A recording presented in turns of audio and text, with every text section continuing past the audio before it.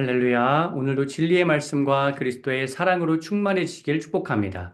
빌립보서 1장 19절의 본문으로 하나님의 말씀을 전하겠습니다. 이것이 너희의 간구와 예수 그리스도의 성령의 도우심으로 나를 구원에 이르게 할 줄 아는 고로. 아멘. 그리스도인은 계속해서 탈출을 시도하는 존재라 할 수 있습니다. 사망 권세로부터 탈출하여 부활의 생명으로 나아가려고 합니다. 죄와 악으로부터 탈출하여 거룩과 선함으로 나아가려고 합니다. 그것뿐만 아니라 우리를 계속해서 넘어뜨리고 자악하게 하는 부정적인 정신 세계에서 탈출하여 자유롭게 홀가분한 마음으로 사는 방향으로 나아가려고 합니다. 감옥에 있는 바울 역시 구원, 구출을 갈망하면서 그렇게 기도하면서 살아가고 있죠. 오늘 본문에 보면 그렇게 구원에 도달하기 위해서, 탈출에 성공하기 위해서 우리가 사용할 수 있는 방법 세 가지가 본문에 잘 나타나 있습니다. 19절 하반절에 보시면 나를 구원에 이르게 할 줄 안다 라고 하는 것은 그 앞에 있는 그 요소들이 나를 구원으로 이끈다라는 뜻이겠죠. 세 가지인데 하나씩 살펴보겠습니다. 첫째, 공동체의 기도입니다. 너희의 간구와 라고 되어 있죠. 빌립보 교회 성도들의 간구가 바울의 구원, 구출, 변화를 가능하게 만든다는 의미입니다. 공동체는 매우 중요하죠. 그래서 습관의 힘이라는 책에 보면 인간의 변화를 일으키는 비결을 다, 저자는 인간의 변화를 일으키는 비결을 다 연구해 봤는데 그 비결은 바로 공동체라고 소개하고 있습니다. 비결 중 하나가 공동체라고 소개하고 있습니다. 안타깝게도 모든 사람에게 효과 있는 이 책이 이렇게 나옵니다. 안타깝게도 모든 사람에게 효과 있는 습관을 바꿀 방법은 존재하지 않는다. 다만 과학자들이 지금까지 알아낸 바에 따르면 삶의 방식을 철저하게 바꾼 사람들 대부분은 그들에게 변화가 가능하다고 믿게 만든 공동체와 함께했다는 사실이다. 공동체라고 해서 대단한 규모를 생각할 것은 없다. 두 사람만으로도 공동체는 가능하다. 거의 뭐 성경적인 내용이죠.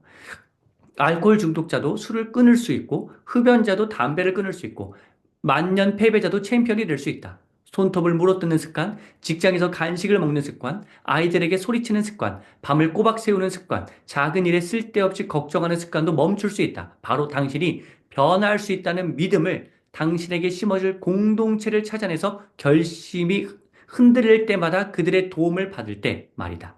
변화는 다른 사람들과 어울릴 때 일어난다. 여러분, 운동을 할 때도 함께 운동할 때 효과가 있죠.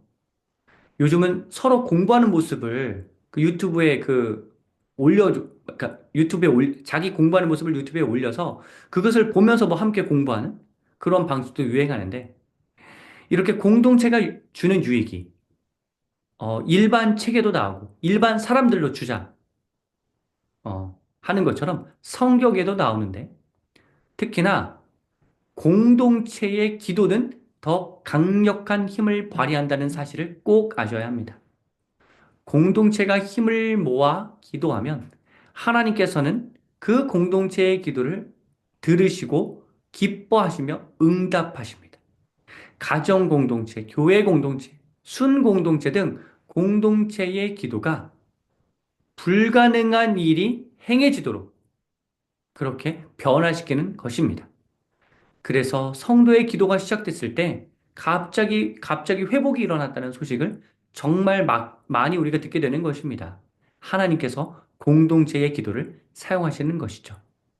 그래서 내가 문제가 있을 때, 감정의 문제, 정서의 문제, 또 여러 가지 육체 질병에 관한 문제 등등 기도 제목이 있는 분은 반드시 기도하는 여러 사람에게 꼭 기도를 부탁하셔서 도움을 얻으시고 그 기도가 일어났을 때 나를 얼마나 변화시키는지를 꼭 경험하시면 좋겠습니다.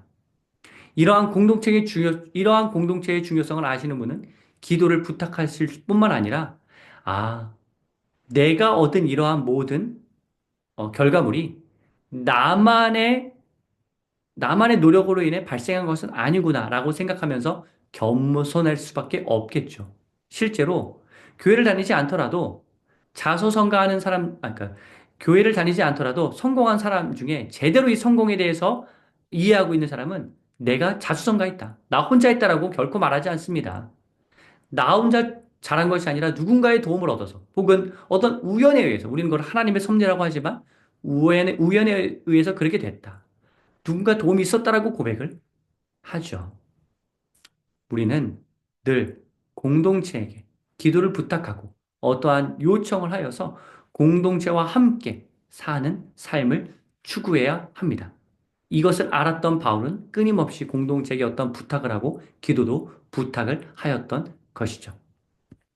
둘째, 성령의 도우심이 필요합니다. 아무리 인간이 노력해도 성령님의 도우심이 없으면 불가능합니다. 특히나 성령님은 인간의 능력을 뛰어넘는 도움을 주십니다. 우리가 기도할 때 성령님이 역사하신다는 사실도 함께 알아야 하는 것이죠. 저는 이 성령의 역사에 관해서 소개할 때 종교개혁자들을 소개하고 싶은데 종교개혁은 성령의 재발견이라고 할 수 있습니다. 종교개혁을 시작한 독일의 종교개혁자이며 찬송을 강조한 마틴 루터는 이렇게 말합니다. 나는 평생 두 여자의 말만 듣는다. 캐시, 안에 카탈리나의 애칭인데요. 캐시의 말과 성령의 말만 듣는다. 성령이 여성 명사거든요. 그래서 이렇게 표현했습니다. 스위스의 종교개혁자이며 성만찬을 강조한 울리 치빙글리는 이렇게 말합니다. 성경은 하나님의 영감된 말씀이며 그 권위는 어떠한 종교회의나 교부들의 주장보다도 더 높다. 성경은 하나님의 말씀인데 믿는 자들이 성령을 통하여 하나님에 의해 가르침을 받을 때 정확하게 이해될 수 있다. 프랑스의 종교개혁자이며 개혁교의 전통을 세운 장 깔뱅은 이렇게 말합니다. 성경은 필요하고 유익한 지식은 하나도 빠뜨리지 않는 동시에 유익한 지식이 아니면 아무것도 가르치지 않는 성령의 학교이다. 성령은 우리의 내적 교사이다. 우리는 성령을 우리의 교사로 모시면서 성령의 제자가 되며 성경의 제자가 되어야 한다. 믿음은 성령의 주요한 사역이며 오직 믿음에 의해서 성령께서 우리를 복음의 빛으로 인도한다. 스코틀랜드의 종교개혁자이며 장로교의 창시자 존 낙스는 이렇게 말합니다. 종교개혁은 하나님께서 평범한 사람들에게 성령을 풍성하게 주신 것이다. 여러분, 바울은 언제나 성령의 도우심에 의해 성령에 사로잡힌 사람이었습니다. 사도행전만 봐도 많이 나오죠. 근데 바울 서신에도 성령이 정말 많이 나옵니다. 세 번째는 개인의 확신입니다. 19절 하반절을 잘 보시면 내가 구원받을 것이라는 그러니까 감옥에서 나오게 될 것이라는 희망을 버리지 않고 있는 이 바울의 모습 그러한 느낌, 그러한 뉘앙스를 느낄 수 있습니다. 나가서 복음을 증거할 수 있게 되리라고 하는 그 희망을 여전히 품고 있는 바울의 확신에 찬 모습을 우리는 19절 하반절을 읽으면서 느낄 수 있습니다. 발견할 수 있습니다. 제가 좋아하는 책 죽음의 수용소에서에 보면 이러한 내용이 나옵니다. 저자 빅터 프랭클은 아우슈비츠 수용소에서 살아남은 자기의 경험을 글로 옮겼는데요. 그 글에 이러한 내용이 나옵니다. 고통 속이었지만 살아가는 사람과 함께 행복했던 순간을 떠올리면 그 어떠한 현재의 고통도 잊어버릴 수 있었다. 몇몇 수감자들은 어떠한 상황에서도 유머를 잃지 않았다. 극한의 상황을 딛고 일어서게 하는 원동력은 작은 유머였다. 인간이 유머를 구사하고 사물을 유쾌하게 바라볼 수 있는 시각은 사피엔스가 오래도록 진화되어 살아남을 수 있는 가치의 수단이다. 그들은 일상생활에서 작은 행복을 느끼곤 했다.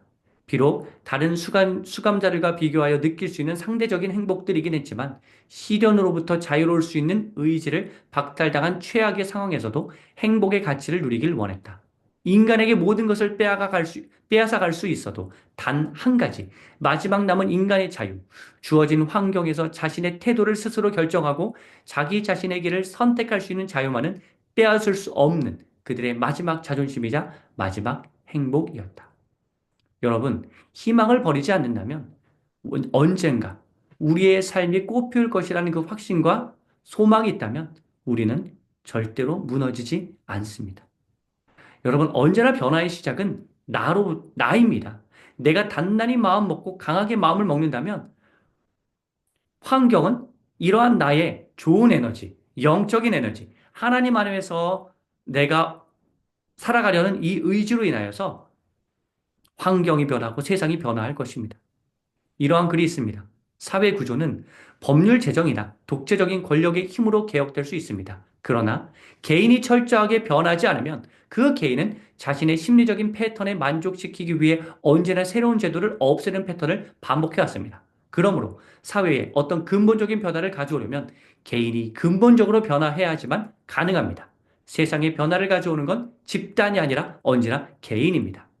여러분, 정치, 역사적으로 설명한다면 오늘날의 이 세상의 변화도 권력자들이 하는 것 같지만 중요한 건 국민의 의식, 각자 개인이 어떠한 의식을 지니고 어떠한 운동을 하는지가 중요합니다. 그것에 따라서 이 세상이 달라지는 것입니다. 여러분, 바울은 끊임없이 확신을 가진 인물이었습니다. 확신의 아이콘이었습니다. 늘 항상 확신에 찬 인물이었던 이 바울의 모습을 우리는 본받아야 합니다. 사랑하는 성도 여러분, 혹시 여러분이 해결해야 하는 어떤 과제가 있습니까? 그 문제를 해결하기 위하여서는 오늘 본문 말씀을 통해서 나온 세 가지가 필요합니다. 공동체의 기도, 성령님의 도우심을 의지하는 모습, 끝으로 개인의 확신. 이 세 가지가 갖춰져 있다면 우리가 지금 어, 우리가 지금 해결해야 할 그 해결 과제를 해결할 수 있고 그것이 변화되는 놀라운 경험을 하게 될 것입니다. 이 세 가지를 한번 점검하셔서 잘 갖춰져 있는지를 점검하셔서 놀라운 구원의 역사가 각자의 삶에 있기를 간절히 기원합니다.